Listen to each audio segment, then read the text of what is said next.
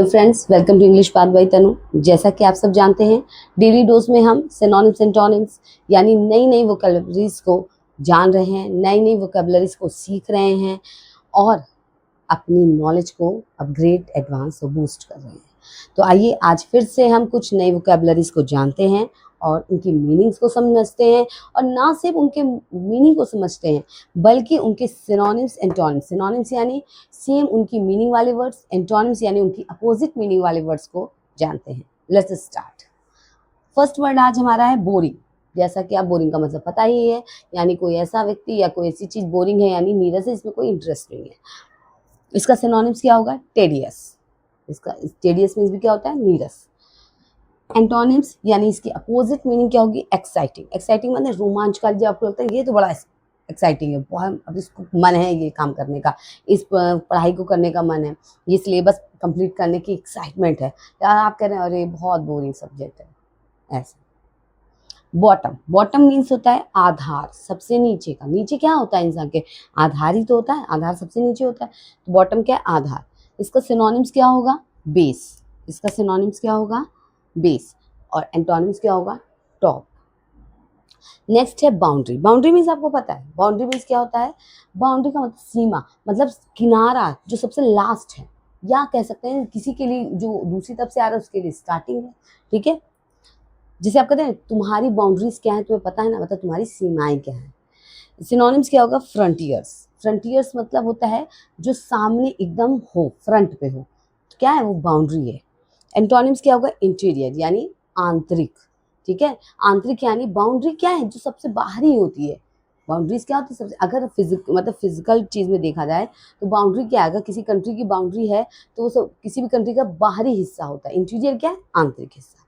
Boys. Boys से मतलब यहाँ लड़के जैसा, मतलब लड़के जैसा, बच्चे जैसा, जिसमें लड़कपन हो। ठीक है, इसका सिनोनिम्स क्या होगा? इमेच्योर। जब आप किसी को कहते हैं तो बिल्कुल बॉयश हो, लड़के जैसे, मतलब अभी समझ नहीं है, तो इमेच्योर हो, अपरिपक्व हो।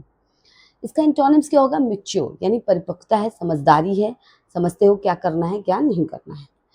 ब्रेविटी। ब्रेविटी माने होता है संक्षिप्तता, यानी किसी भी चीज को संक्षिप्त, छोटे में, कम में, समरी में करना। इसका सिनोनिम्स क्या होगा? ब्रीफनेस। ब्रीफनेस यानी ब्रीफ में करना, यानी संक्षिप्त, कम, छोटे में करना। एंटोनिम्स क्या होगा? वर्बसिटी। वर्बसिटी। वर्बसिटी का मतलब होता है एक्सप्लेन, क्या है? विस्तार, विस्तार में। नेक्स्ट है ब्राइट। ब्राइट मीन्स आपको पता ही है, ब्राइट हमारा फ्यूचर बहुत ब्राइट है, तो यानी क्या है? चमकीला, यानी रोशनी से भरा है, उजाले से भरा है। इसका सिनोनिम्स क्या होगा? रेडियंट। रेडियंट माने भी चमकीला होता है, उजालेदार होता है।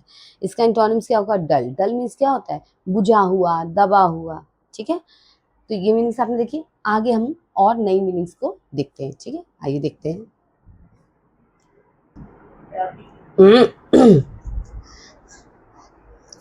तो अब नेक्स्ट क्या है? अब नेक्स्ट मीनिंग हम देखते हैं कि नेक्स्ट क्या है। नेक्स्ट क्या है? ब्रूटिलिटी। ब्रूटिलिटी माने होता है क्रूरता। ठीक है, ब्रूटिलिटी मीन्स क्या होता है? क्रूरता।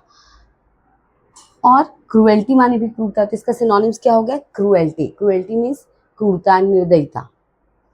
एंटोनिम्स क्या होगा? जेंटलनेस। जेंटलनेस यानी बहुत सही होना, जेंटल होना, विनम्र होना, हम्बल होना।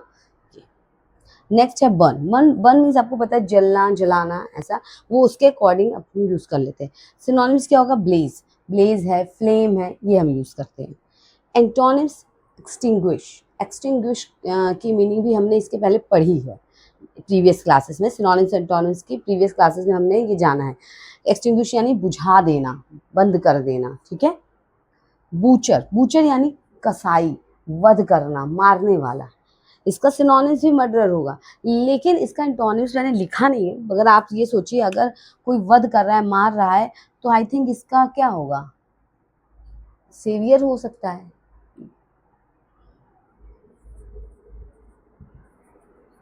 इसका एंटोनिम्स क्या होगा? सेवियर। सेवियर हो सकता है इसका। ठीक है, तो आप ये समझिए, अगर कोई मतलब किसी ने मर्डर किया है, कोई कसाई है, किसी कोई मर्डर कर रहा है, तो उसका क्या हो सकता है? सेवियर। ठीक है, नेक्स्ट क्या है? ब्रेवरी। ब्रेवरी की क्या मतलब है? बहादुरी। ब्रेवरी मीन्स बहादुरी। तो इसका सिनोनिम्स क्या होगा? करेज। ठीक है, इसका सिनोनिम्स क्या होगा? करेज। और एंटोनिम्स क्या होगा, टिमिडिटी, अभी हमने पढ़ा है, टिमिड यानी कायरता, ठीक है। नेक्स्ट है कैंसिल, कैंसिल करना है किसी को निरस्त कर देना, बंद कर देना, दैट इज कॉल्ड कैंसिल। इसका सिनोनिम से होगा डिसमिस यानी हटा देना, पूरी तरह से हटा देना। और एंटोनिम्स क्या होगा, अप्रूव, जब आप किसी चीज़ को हटा देते हैं, स्वीकार नहीं करते, बंद खत्म कर देते हैं, कैंसिल कर देते हैं, तो एंटोनिम्स क्या होगा, अप्रूव यानी किसी को स्वीकृति दे देना। कैंडिड माने होता है स्पष्ट, ठीक है, साफ साफ, क्लियर, तो उसका सिनोनिम्स क्या होगा, ऑनेस्ट। स्ट्रेट फॉरवर्ड भी हो सकता है इसका antonyms, sorry synonyms. Straight forward माने क्या होता है, ये बहुत स्ट्रेट फॉरवर्ड यानी बहुत स्पष्ट है, क्लियर बात करने वाला, ठीक है। और एंटोनिम्स क्या होगा, कनिंग, जो इंसान स्पष्ट बात नहीं कर रहा है, घुमा घुमा बातें कर रहा है, तो इसका मतलब कनिंग हुआ यानी चतुर हुआ, चालाक हुआ, है कि नहीं, ठीक है। दो वेट, ठीक है। तो इन वर्ड्स को आप लिख लीजिए, पढ़ लीजिए और अपनी वोकेबलरी को स्ट्रॉन्ग कीजिए, ठीक है। तो इस क्लास को हम यहीं फिनिश करते हैं। नई नई वोकैब्स को आप पढ़िए, समझिए और अपनी रेगुलर लाइफ में, अपनी एकेडमिक पढ़ाई में, जहाँ भी हो इनका यूज़ कीजिए। कोई ज़रूरी नहीं है कि हर समय आप ब्रेवरी या करेज ऐसे, मतलब कि आप कुछ और वर्ड्स का यूज़ करिए, जैसे नए नए, जैसे आप चतुराई के लिए आप कनिंग यूज़ करते हैं, कैंडिड यूज़ करिए आप स्पष्टता के लिए। तो जैसे जैसे नए नए वर्ड्स आप यूज़ करेंगे, आप बुझाना है, आप एक्सटिंग्विश यूज़ कीजिए, ठीक है। ऐसे ही मतलब बहुत सारे वर्ड्स हैं, टिमिडिटी है, कायरता के लिए कॉवर्ड यूज़ करते हैं हम, आप टिमिड यूज़ करिए।